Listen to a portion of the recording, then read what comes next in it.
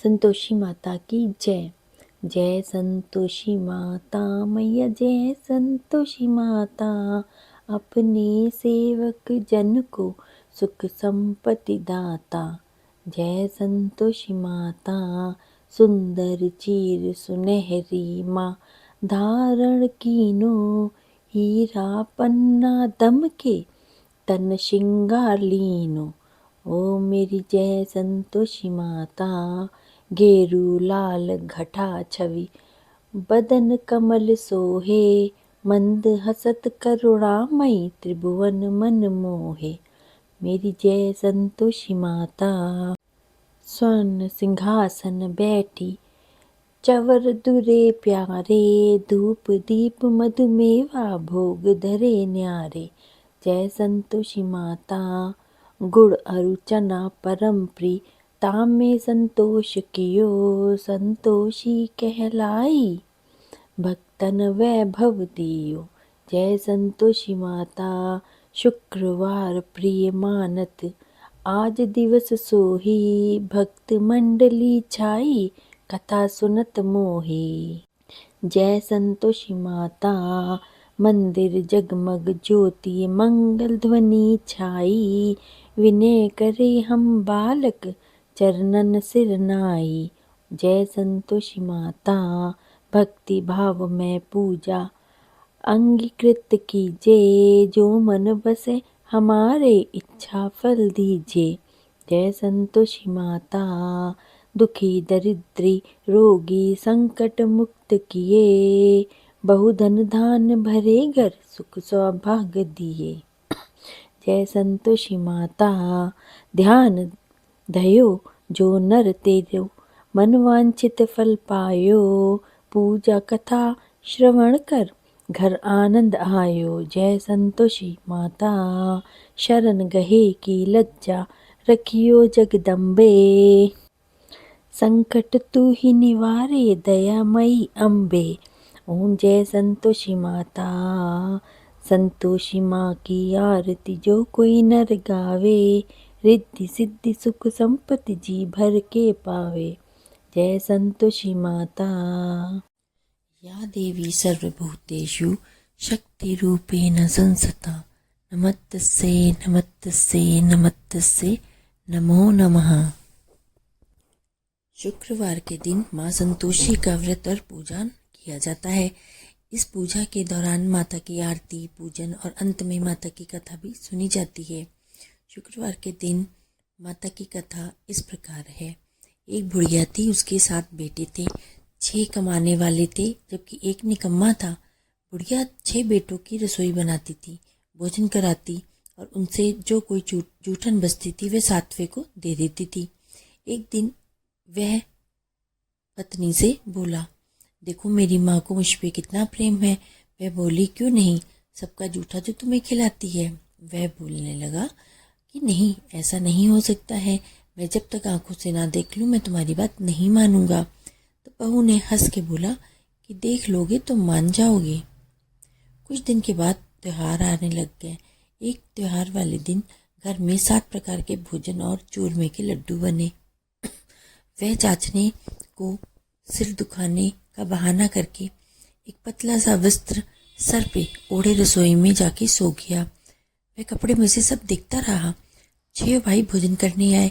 उसने देखा माँ ने उनके लिए सुंदर आसन बिछा के बहुत सारे प्रकार के रसोई बनाई, परोसी और आग्रह करने पे उन्हें जमा के खिलाया। वह देखता रहा। 6 भोजन करके उठे तब माँ ने उनकी जूठन थालियों में से लड्डुओं के टुकड़े उठा के लड्डू बनाया। जूठन साफ कर बुढ़िया माँ ने उसे पुकारा, बेटा 6 भाई भोजन करके चले गए हैं, अब तू भी आ जा, उठ तू भी खा ले। तो उसने बोला, हे माँ, माँ मुझे भोजन नहीं करना है, मैं अब परदेश जा रहा हूँ। तो माँ ने बोला, कल जाता है, आज चला जा। तो बेटे ने जवाब दिया, हाँ हाँ आज ही जा रहा हूँ। और यह कह के वह घर से निकल गया।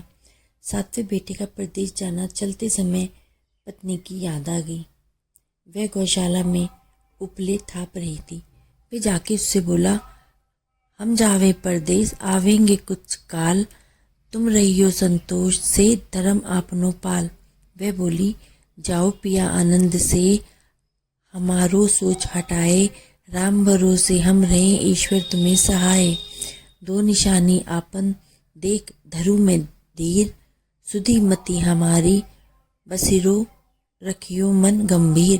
तो वह बोला, मेरे पास तो कुछ भी नहीं है, यह अंगूठी है सो ले लो, अपनी निशानी भी मुझे एक दे दो। वह बोली, मेरे पास क्या है, यह गोबर भरा हुआ हाथ है। यह कह के उसने उसकी पीठ पे गोबर की हाथ की थाप मार दी और वह चल दिया। चलते चलते दूर देश में वो पहुंच गया। वहाँ एक साहूकार की दुकान थी। वहाँ जाके कहने लगा, भाई मुझे नौकरी पे रख लो। साहूकार को जरूरत थी तो वह बोला, ठीक है रह जाओ। लड़के ने पूछा, तनख्वाह क्या दोगे? साहूकार ने कहा, काम देख के दाम मिलेंगे। साहूकार की नौकरी मिल गई। वह सुबह 7 बजे से 10 बजे तक नौकरी बजाने लग गया। कुछ दिनों में दुकान का सारा लेन देन, हिसाब किताब, ग्राहकों को माल बेचना, सारा काम करने लग गया। साहूकार के 7-8 नौकर थे। वे सब चक्कर खाने लगे कि यह तो बहुत होशियार बन गया है। सेठ ने भी काम देखा और 3 महीने में उसे आधे मुनाफे का हिस्सेदार बना दिया। वह कुछ वर्ष में ही नामी सेठ बन गया और मालिक सारा कारोबार उस पर छोड़ के चला गया। इधर पत्नी को सास ससुर दुख देने लगे, सारी गृहस्थी का काम कराने लग गए। उसे लकड़ी लेने जंगल भेजते। इस बीच घर के आटे से जो भूसी निकलती उसकी रोटी बना के रख दी जाती थी। फूटे हुए नारियल की नारियली में पानी देते। एक दिन वह लकड़ी लेने जा रही थी और रास्ते में बहुत सारी स्त्रियां संतोषी माता का व्रत करती हुई दिखाई दी। वहाँ वो खड़ी होकर के कथा सुनने लग गई और पूछा, बहनों तुम किस देवता या देवी का व्रत कर रही हो और उसके करने से क्या फल मिलता है, मुझे बताओ। यदि तुम इस व्रत का विधान मुझे समझा के कहोगे तो मैं तुम्हारा बहुत ही एहसान मानूंगी। तब उनमें से एक स्त्री बोली, सुनो, ये संतोषी माता का व्रत है। इसे करने से निर्धनता, दरिद्रता का नाश होता है और जो कुछ भी मन में कामना हो, जब संतोषी माता की कृपा से वो सब पूरी हो जाती है। तब उसने व्रत की विधि पूरी पूछी। तब वह बोली कि 1.25 आने का गुड़ चना ले लेना और इच्छा हो तो 5.25 आने का लेना या 1.25 रुपए का भी सहूलियत के अनुसार तुम ले लेना। बिना परेशानी और श्रद्धा प्रेम भावना के साथ सवाया लेना, जितना भी बन पड़े। प्रत्येक शुक्रवार को निराहार रह के कथा सुनना। इसके बीच में क्रम टूटे नहीं, लगातार नियम का पालन करना। सुनने वाला कोई ना मिले तो घी का दिया जला के उसके आगे या जल का पात्र को सामने रख के कथा को सुनना या कहना। जब कार्य सिद्ध ना हो तो नियम का पालन करना और कार्य सिद्ध हो जाने पर व्रत का उद्यापन कर देना। 3 मास में माता फल पूरा कर देती हैं। यदि किसी के ग्रह खोटे भी हों तो भी माता वर्ष भर में कार्य सिद्ध कर देती हैं। फल सिद्ध होते ही उद्यापन करना चाहिए, बीच में नहीं। उद्यापन में 2.5 सेर आटे का खाजा तथा इसी परिमाण में खीर और चने का साग करना। 8 लड़कों को भोजन कराना। जहाँ तक मिले देवर जेठ भाई बंधु के हों, ना मिले तो रिश्तेदारों और आस पड़ोस के बुला लेना। उन्हें भोजन करा के यथाशक्ति अपनी तो दक्षिणा देना और माता के नियम पूरा करना। उस दिन घर में खटाई ना खाना। यह सुन के बुढ़िया के लड़के भी बहू आगे चल दी। व्रत का प्रण करना और संतोषी माँ के दर्शन करने की उसने ठान ली। रास्ते में लकड़ी के बोझ को उसने बेच दिया और उन पैसों से गुड़ चना लेके माता के व्रत की तैयारी करने लगी। सामने मंदिर देख के पूछने लगी, ये मंदिर किसका है? सब कहने लगे, संतोषी माता का है। यह सुन के माता के चरणों में जाके लेट गई और दीन होके विनती करने लगी, माँ मैं लिपट अज्ञानी हूँ, व्रत के कुछ भी नियम नहीं जानती हूँ, मैं दुखी हूँ। हे माता जगत जननी, मेरे दुखों को दूर करके मुझे अपनी शरण में ले लो। माता को दया आ गई। एक शुक्रवार बीता कि दूसरे को उसके पति का पत्र आ गया। दूसरे दिन ही तीसरे शुक्रवार को उसका भेजा हुआ पैसा भी इस तक पहुंच गया। यह देख के जेठ जेठानियों के मुंह बनने लग गए। लड़के ताने देने लग गए। काकी के पास पत्र आने लगे हैं, रुपया आने लग गया है। अब तो काकी की खातिर बढ़ गई है। बेचारी सरलता से कहती, भैया कागज आवे रुपया आवे, हम सबके लिए अच्छा है। ऐसा कह के आंखों में आंसू भर के संतोषी माता के मंदिर में आके मातेश्वरी के चरणों में गिर के रोने लगी। माँ, मैंने तुमसे पैसा कब मांगा है? मैं पैसों से क्या काम करूँगी? मुझे तो अपने सुहाग से काम है। मैं तो अपने स्वामी के दर्शन करना चाहती हूँ। तो माता ने प्रसन्न होकर कहा, जा बेटी, तेरा स्वामी भी आएगा। यह सुन के खुशी से बावली होके वे घर में जाके काम करने लगी। जब संतोषी माँ का विचार करने लगी, इस भोली पुत्री को मैंने कहा, कह तो दिया कि तेरा पति आएगा, लेकिन कैसे आएगा? अब माता ये सोचने लगी, वह तो इसे सपने में भी याद ही नहीं करता है। उसे याद दिलाने के लिए मुझे कुछ करना पड़ेगा या मुझे जाना पड़ेगा। इस तरह माता ने उस बुढ़िया के बेटे के पास जाके स्वप्न में बोला, साहूकार के बेटे सो रहा है या जागता है? तो वो बोला, माता सोता भी नहीं जागता भी नहीं हूँ, कहो क्या आ गया है? माता ने बोला, तेरे घर बार कुछ है कि नहीं है? तो वो बोला, मेरे पास सब कुछ है, माँ बाप है, बहू है, क्या कमी है? माँ बोली, बोले पुत्र, तेरी बहू घोर कष्ट उठा रही है। तेरे माँ बाप उसे परेशानी दे रहे हैं, वह तेरे लिए तरस रही है, तू उसकी सुध ले। तो वह बोला, हाँ माता, मुझे मालूम है, परंतु जाऊं तो कैसे? परदेश की बात है, लेन देन का कोई हिसाब नहीं है, कोई जाने का रास्ता नहीं आता, कैसे चला जाऊं? तो माता ने बोला, मेरी बात मान, सवेरे नहा धो के संतोषी माता का नाम ले, घी का दीपक जला के दुकान पे जाके बैठ जा। देखते ही देखते सारा लेन देन चुक जाएगा और जमा का माल बिक जाएगा। सांझ होते होते घर का धन का भारी ढेर लग जाएगा।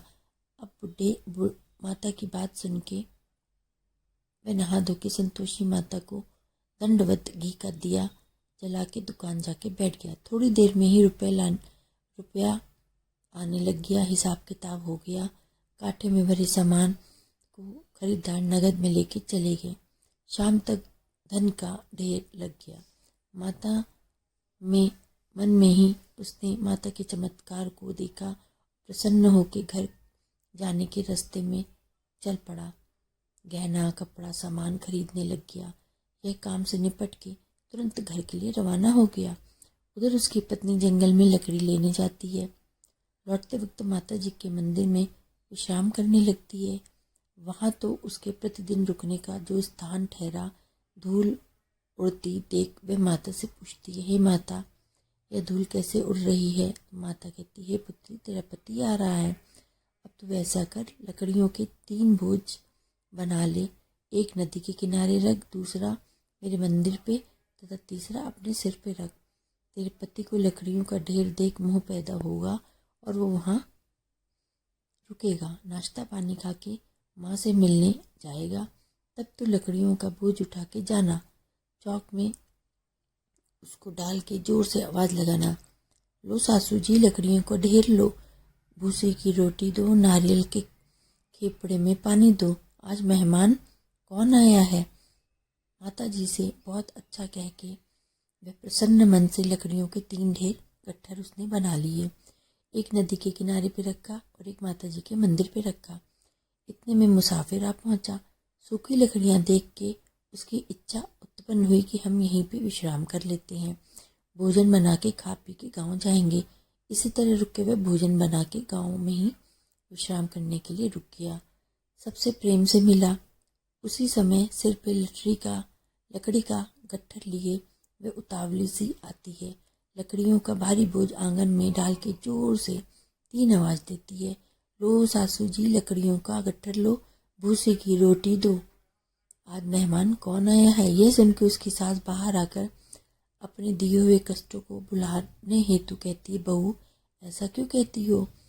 तेरा मालिक ही तो आया है, आ बैठ, मीठा भात खा, भोजन कर, कपड़े गहने पहन। उसकी आवाज़ सुन के उसका पति बाहर आता है। अंगूठी देख के व्याकुल हो जाता है। माँ से पूछता है, माँ, ये कौन है? माँ बोलती, बेटा ये तेरी बहू है, जब से तू गया है तब से सारे गांव में भटकती फिरती है, घर का काम काज कुछ नहीं करती है, 4 पहर आके खाती रहती है। वह बोला, ठीक है माँ, मैंने इसे भी देखा और तुम्हें भी, अब दूसरे घर की ताली दो, उसी में मैं रहूँगा। माँ ने बोला, ठीक है, जैसी तेरी मर्जी।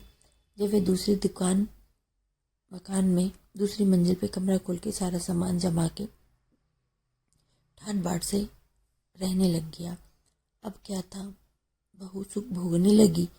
इतने में शुक्रवार आ गया। शुक्रवार व्रत का अध्यापन करना वो भूल गई और खटाई का इस्तेमाल कर लिया। उसके पति ने, मुझे संतोषी माता के व्रत का अध्यापन करना है। पति ने बोला, खुशी से करो, और व्रत का अध्यापन की तैयारी करने लगी। जेठानी के लड़कों को भोजन के लिए कहने आई। उन्होंने मंजूर कर लिया, परंतु पीछे से जेठानी ने अपने बच्चों को सिखाया, देखो भोजन के समय खटाई मांगना, जिससे अध्यापन पूरा ना हो। लड़के बोलने लगे, ठीक। खीर खाना पेट भर के खाया, परंतु उन्होंने बाद में खाते कहने लगे, हमें खटाई दो, खीर खा के हमको नहीं भाता है और देख के अरुचि होती है। तो वे कहने लगे, भाई खटाई किसी को नहीं दी जाएगी, ये संतोषी माता का प्रसाद है, इसे ही खाओ। तो लड़के उठ के खड़े हो गए, बोले, पैसा लाओ। भोली बहू कुछ नहीं जानती थी, उन्हें पैसे दे दिए। लड़के उसी समय हट करने लगे, इमली खटाई लेके खाने लग गए। यह देख के बहू पे माता जी का कोप आ गया और वह गुस्से हो गई। राजा के दूत उसकी पत्नी को पकड़ के ले गए। जेठ जेठानी मन माने वचन कहने लग गए, लूट लूट के धन इकट्ठा करके लाया है, अब सब मालूम पड़ेगा इसको, जब जेल की मार खाएगा।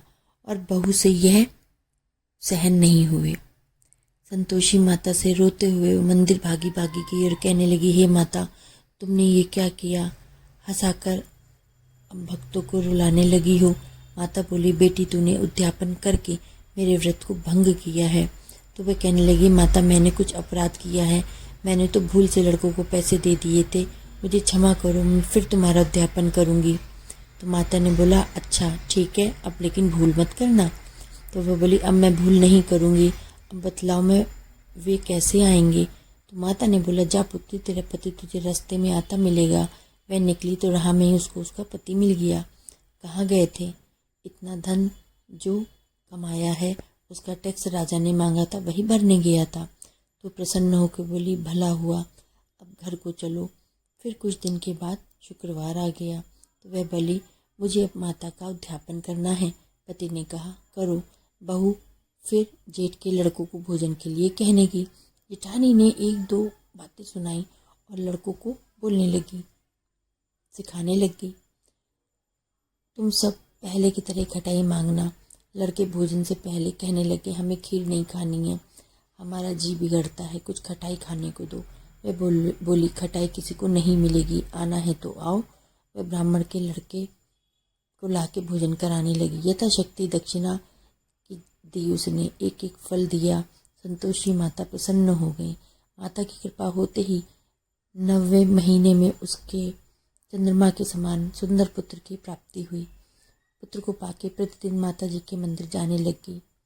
माँ ने सोचा, ये रोज आती है, आज क्यों नहीं इसके घर ही में चलती हूँ।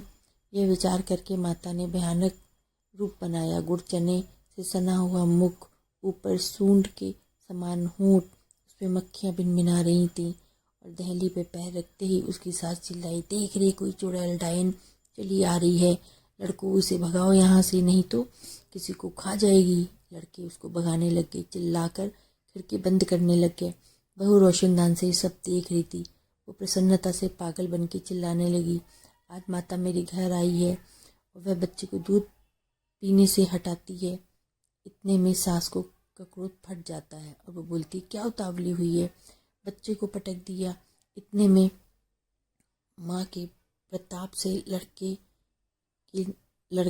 नजर आने लग गए। वह बोली, माँ मैं जिसका व्रत करती हूँ ये वही संतोषी माता है। सबने माता जी के चरण पकड़ लिए और विनती करने लगे, हे माता, हम मूर्ख हैं, अज्ञानी हैं, तुम्हारे व्रत की विधि हम नहीं जानते हैं, व्रत भंग करने का बहुत बड़ा अपराध किया है। जगत माता आप हमारा अपराध जो है उसको क्षमा करो। तो माता प्रसन्न हो गई और बहू को प्रसन्न होकर उन्होंने फल दिया। वैसा माता सबको दे, जो पढ़े अथवा सुने उन सबकी मनोकामना माता रानी पूरी करें। संतोषी माता की जय।